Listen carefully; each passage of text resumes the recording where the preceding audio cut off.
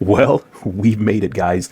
We have made it to the championship round, or the championship match of our Bottled and Bond tournament here on Thursday Night Throwdown.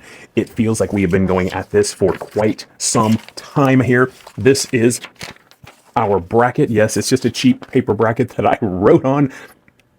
We started with 16 teams. New Riff, single, Bottled and Bond. E.H. Taylor, The Heaven Hill, Angels Indies Bottled and Bond, Old Pepper Rye, Henry McKenna, Bullet, Sideshow Spirits, Old Forester 1897, Holiday, the Jack Daniels Bonded, Wilderness Trail, Laws St. Louis Rye, Spirit Hound American Single Malt, Grizzly Beast, and Evan Williams. So we've had 1, 2, 3, 4, 5, 6, 7, 8, 9, 10, 11, 12, 13, 14. This is our 15th Thursday Night Throwdown in this Bottled and Bond tournament. Tonight, it comes to an end. We crown the Bottled and Bond champion. Our contenders, what may have been seen as the favorite going in, the original, Colonel E.H. Taylor. Small batch, Bottled and Bond. Against a newcomer, the Grizzly Beast from Redwood Empire in California. Both have walked through this field pretty easily, taking out some heavy hitters. E.H. Taylor has taken out New Riff, the Heaven Hill, which is a great one, and that Old Pepper Rye, which is very delicious. And the Grizzly Beast has taken out the Evan Williams, classic budget bourbon, but fantastic for its price point, that Spirit Hound American Single Malt, and then last week, and kind of an upset for some people I hear from, the Jack Daniels Bonded, which was one that was also kind of in that running. That's a fantastic bottle that won Whiskey of the Year a few years ago from Whiskey Advocate. So some chops there. But here we have our championship matchup. Again, Bottled and Bond. The government regulation, actually, the first Consumer Protection Act in our country's history, was passed on March the 3rd, 1897, and it was spearheaded by Colonel Edmund Haynes Taylor, along with James Pepper, and then about 28 other distillers, and it set some first standards of identity for bourbon. And that is that it must be, to be considered Bottled and Bond, this holds true today, it must be distilled in one distilling season. And a distilling season is simply a January through June, July through December. One distilling season by a single distillery must be aged in a government bonded warehouse for a minimum of 4 years, and it is always bottled at exactly 100 proof. So those standards are still applicable today, and so when you see Bottled and Bond, you know that is what you are getting. Is a single distillery made it. It's at least 4 years old if they don't disclose what it is, and you know it's at least 4 years old, and it's going to be at that 100 proof point. And for some of us, proof whores, we love that high proof stuff, but I tell you what, you can still never go wrong with 100. You get below 100 nowadays, and I'm just like, but you get 100, and we're in pretty good shape. So, all right, so we don't just make this video incredibly long, but let's get into the championship round here. All right, we're going to go to the nose first.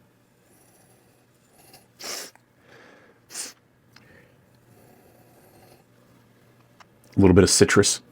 It's got that dry, dusty, oaky note. Pretty classic, quote-unquote, bourbon nose. I get more of the wood sugar and the wood spice, the little citrus, than I do caramel and vanilla. But it's still very classically, this is a bourbon. Okay, it's a nice nose. This guy, a little bit richer oak right off the nose. Touch more of some baking spice. Sweetness on the back end of the palate. This one's they both got pretty decent legs already developing. This one's got really nice legs right off the bat. Both, again, I would still use the term classic bourbon noses, without the heavy vanilla or caramel on the nose, but you're getting woodiness, A little hint of some citrus, and then you get those sugar, wood, spice, woodiness kind of on each of them.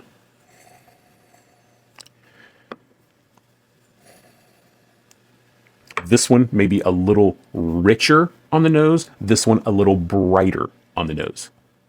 See if that makes sense. Let's go in for taste.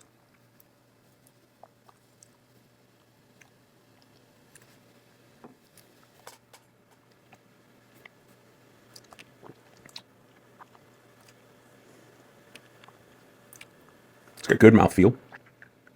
It does have a brightness to it. Good amount of viscosity. A little bit of that vanillin comes through on the palate, especially now that it lingers on the palate. And you kind of do that. You kind of get that vanilla starts to pull out. There is a hint of, again, some citrus notes on there. It's good. It's delicious. It's again, classic tasting kind of feel to it.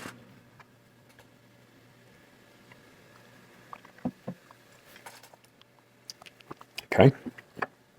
Instead of going a second sip, we're just gonna kind of go back and forth today. We're gonna see if it does what it does for us. All right, number whatever left for me.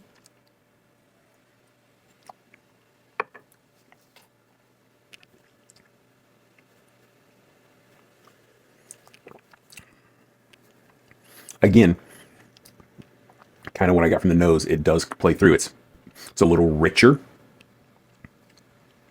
Still good mouthfeel. I do get more, it's still bourbon forward.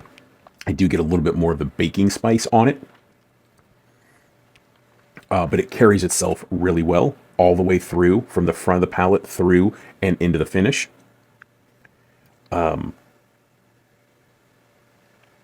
Little bit more on the caramel vanilla aspect with that spice kind of bringing some balance. And then you get that woodiness. Both delicious, but let's see. I'm going to go back in. I'm going to start with this one now for a second sip.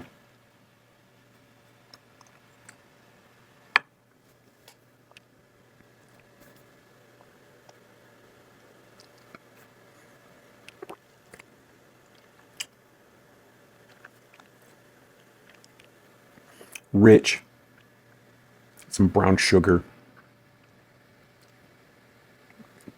Hint of a little baking spice. And maybe it's even more just wood spice, but touch of spice.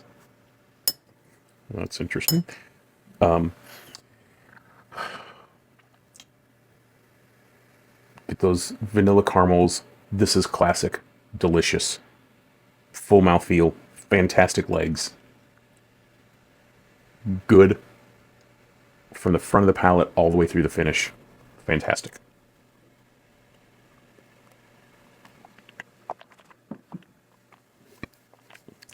Go back in one more time for this guy.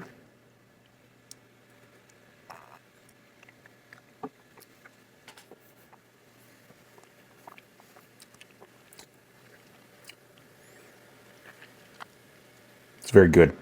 Obviously deserves to be here. It's got a decent mouthfeel. It is brighter, maybe a hint more on those citrus notes. Sweetness is on the back end. I don't get a ton of spice. But I think, trying to not overthink this, sometimes a couple of these rounds you kind of get back and forth. I think, right now, in this moment, for today, the one that just hits the palate better, it's richer, it's fuller, it's got more mouthfeel, it's got a depth, more flavor. Just like my coffee, I want a richness, not a brightness per se. And right now, what I'm getting is richness and brightness. And this one just has a little bit more of those classically vanilla caramel brown sugar notes with a hint of spice that brings balance. There's some woodiness. This one is a little bit more right now on that bright side, a little bit more of that citrusy note, where those other profiles are there, but they are a little bit more subdued for my palate and what I'm looking for right now. So, that's going to be the winner of the Throwdown. In my head, I would say, going from the beginning, I thought a couple of the upset contenders, well, Holiday which is Holiday makes great stuff. Old Forester is solid. I thought the Laws St. Louis Rye, because I love it, would have gone farther than it did. And I also thought the Heaven Hill would have done better because I love the Heaven Hill Bottled and Bond. But this was probably always in the top notches. And I have tried to go through, so there's been some surprises along the way. And I'm not necessarily, the seeding just happened the way it happened. So that, like I said, E.H. Taylor and Heaven Hill met off in the second round. I'm not surprised that this one's here. This is delicious. I'm not really, this has made a kind of come through the field pretty strong. And I do love Redwood Empire. Everything they do is delicious. But today, not knowing exactly where we are, this is my winner. I think I'm going to give the nod that I think it's this, just because the depth of flavor. It's been doing it longer. It's probably a little older. There's probably a depth of flavor there that just is developing. The legs are better, but I could be wrong. We don't know. But I do know that this is what I'm picking. This is going to be our grand champion from our Bottle and Bond tournament. And it is, I'm sure you can't see that, but it is EHA. Listen, this stuff, absolutely delicious. Everything from Redwood Empire. I've literally not had a single thing from Redwood Empire that I dislike. Love their stuff. It's delicious. Absolutely wonderful. When I see Redwood Empire, I usually pick up a bottle if I don't have it. They're doing great stuff. Love their stuff. Ironically, this has got 20% rye. This didn't come through a lot on my palate today. But E.H. Taylor, the original, the spearhead of the Bottled and Bond Act, why wouldn't it, or why shouldn't it win our Bottled and Bond tournament? It makes perfect sense, full circle. And the other thing is, I've said this for as long as I've been in whiskey and especially doing videos and channels. I love Buffalo Trace. I also hate Buffalo Trace. And what I mean by that is the hype around Buffalo Trace with the allocated bottles in the last 5 to 7 years has really got under my skin. I'm not saying it's all their fault. Maybe a little bit their fault. Also, just the market, the distributors, everything into it. It's bothered me, and everybody's searching for those, and they've missed so many good bottles on the shelf every day from other brands that are making great whiskey. But with that, Buffalo Trace is great. Some other products are great. This has always been one of my favorite bottles that I've ever had. I love E.H. Taylor. I love all their expressions, but honestly, small batch, it always does well for me. It's got a palate point that I love. And so, not surprised that this won. It is also, of the Buffalo Trace lineup, my personal absolute favorite. Yes, I love their rye. I've, had the single barrels. Obviously, those have nuances that are quote unquote better. But also, in the mainstay, listen, Thomas H. Handy, delicious. But this is a top 5 bourbon, I think, across the field. Period. It's delicious. It's wonderful. I love it. It is one of my favorites, and I cannot be disappointed that it wins our Bottled and Bond tournament.